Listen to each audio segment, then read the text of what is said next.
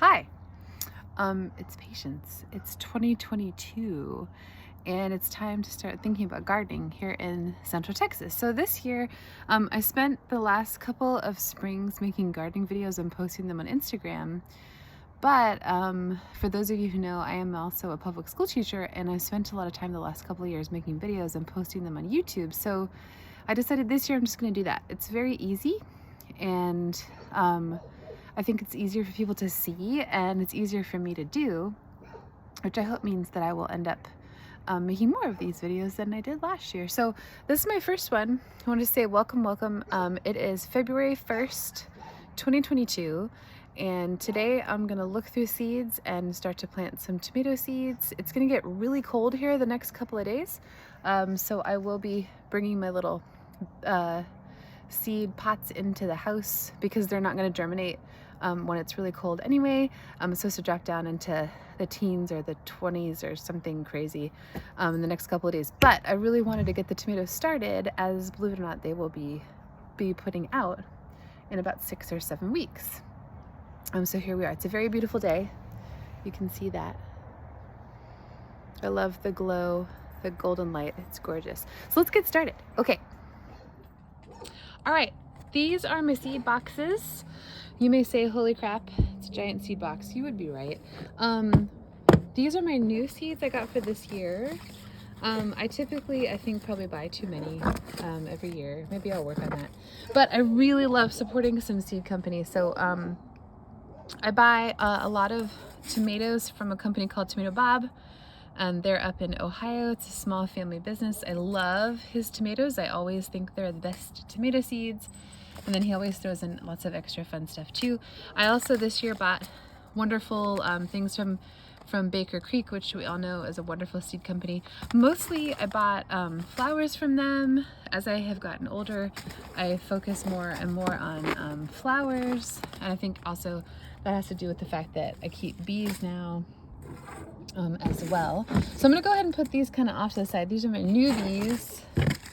And then I have 2 seed boxes. So I've got this one little one, and in here I pretty much keep flowers and herbs. And this is a kind of a fun seed box. I got it from this really great small business called seedkeepercompany.com. I believe it's 2 ladies, and they make these awesome seed boxes. So if you want to get one, I would recommend it. They come with all kinds of fun stuff like seed collecting stuff and like little dishes, and they even come with a little glassine bags and all sorts of fun stuff like that. So what I like about this is it's organized alphabetically. It comes with the alphabetical little cards, and that helps me keep things organized. And now what I do at the beginning of the year, every year around now, is I go through everything and I just figure out what's expired. And then I try to get rid of seed that's expired, because a lot of times it either won't grow or it will germinate really poorly, and that's like stressful. So the other thing I have, there's Oscar. The other thing I have is my giant box of veggie seeds. So this is a combo of vegetables and some fruit and some grasses.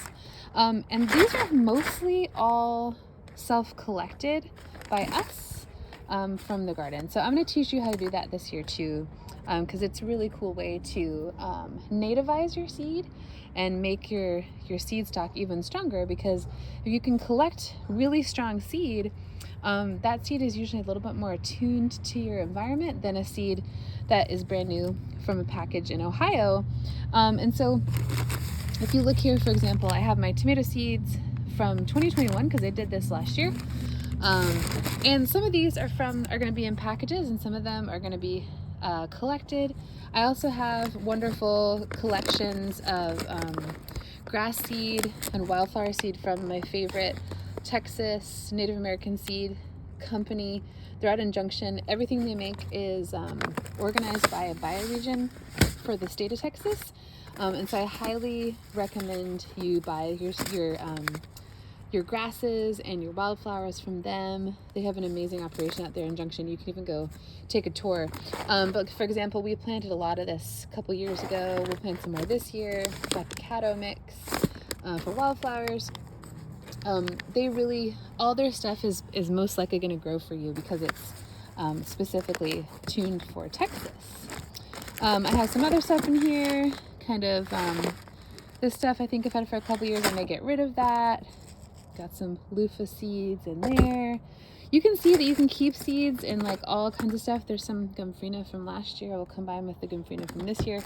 I also keep envelopes in here to put seeds in. I've got a seed, sorry. I've got a seed screen. And what you can do with this is you can rub seed on it and it'll take away that kind of extra material and just leave you with the pure seeds you can put into your bags.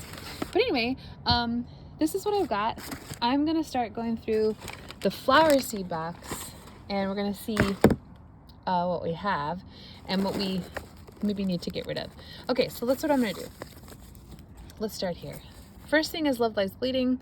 I love it. The only problem with amaranths in Texas is they really like to spread.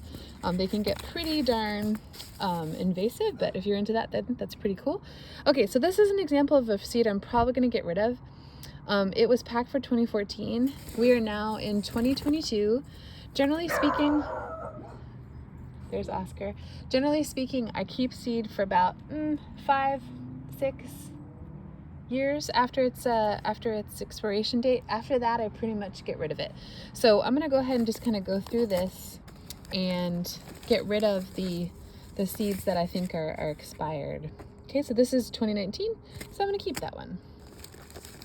All right, and one of the things that I do, I don't know about you guys, so 2014 go ahead review, is that it's really easy to collect seeds, kind of like I collect fabric. So we'll not talk about that. So there's 2018. So we're gonna go ahead and keep that. All right, so you get you get the gist of that. Go ahead and go through your seeds and make sure that you get rid of the old seed that is probably 6 or so years past its expiration date, because you just don't want to have any frustration with your germination. So I'll be back in a second after I've completed the task. Okay, we're back. Okay, so I went through my box. I wanted to say it took me about, I don't know, 2 or 3 minutes. And I just looked and I got through and I realized I had these seed packets that I think are gonna be a little bit old to trust to germinate. And it always kind of breaks my heart to get rid of seeds because you don't want to throw them away, right? So what I might do is I'll probably just sprinkle them in the yard. If they come up, they come up. If they don't, that's okay too.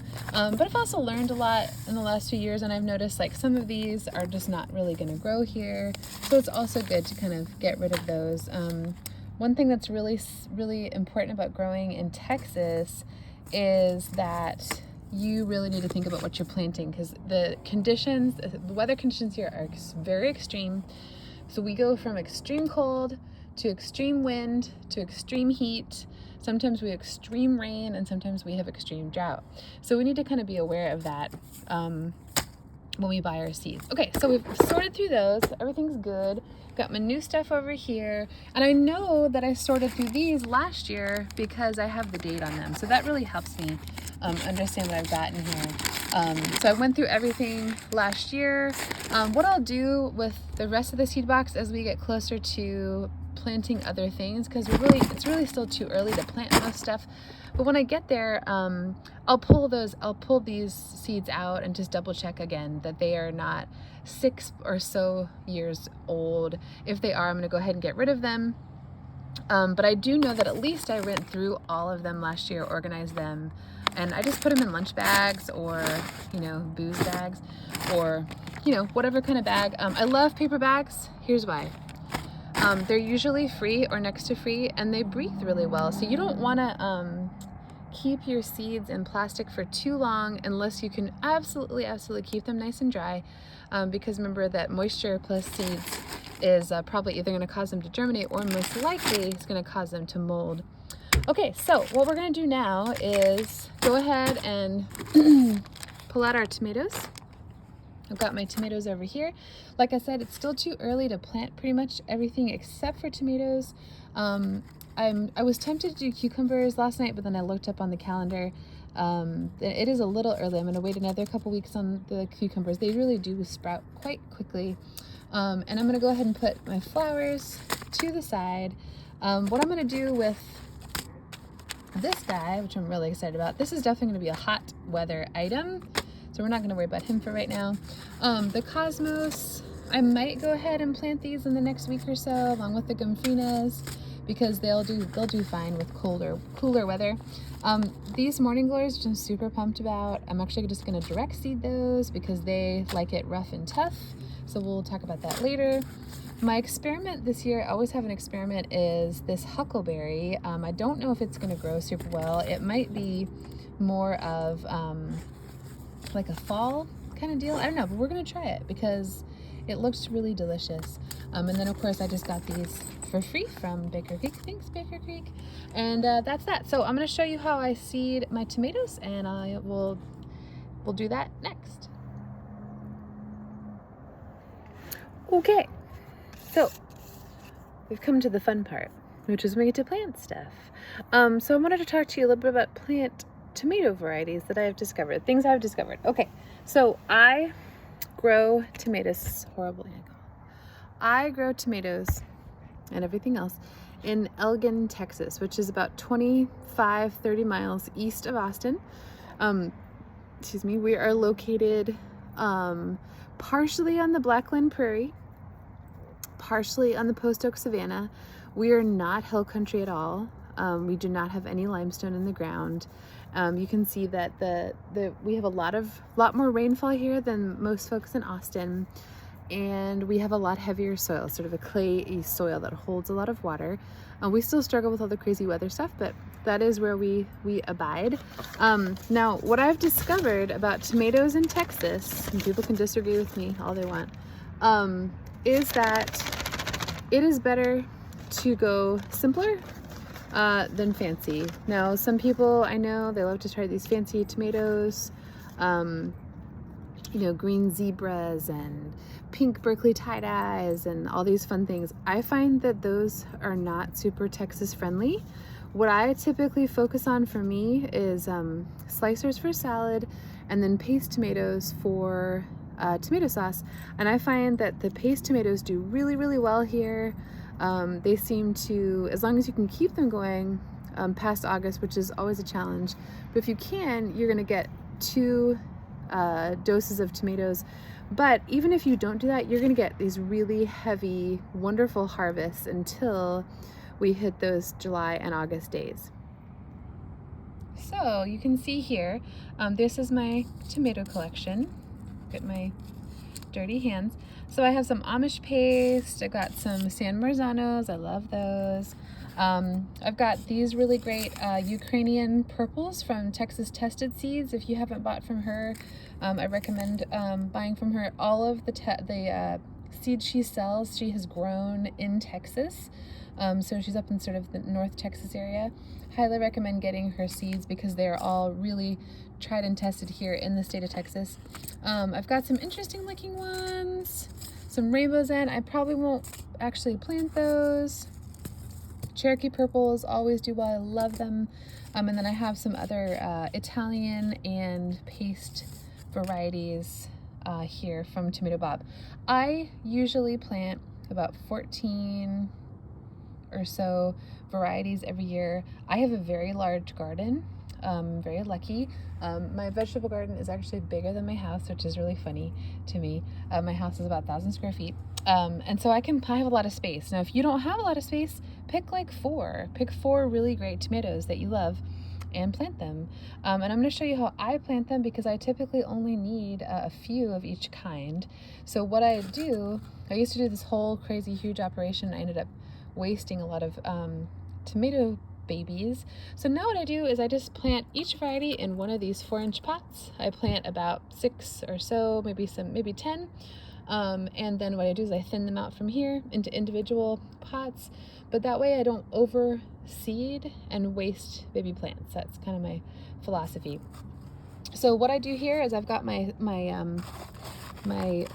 seed starting mix, and always make sure that you plant into damp soil. Don't ever plant seeds into dry soil. So I've just mixed it with some water. Okay, you want to kind of tamp it out, make it nice and flat. And then I'm just going to take I'm going to start with my Amish paste, we'll try those. And like I said, I'm gonna put about 6 or 8 or 10 right on the surface of the soil, and then I'm going to cover it over with a little bit of dirt.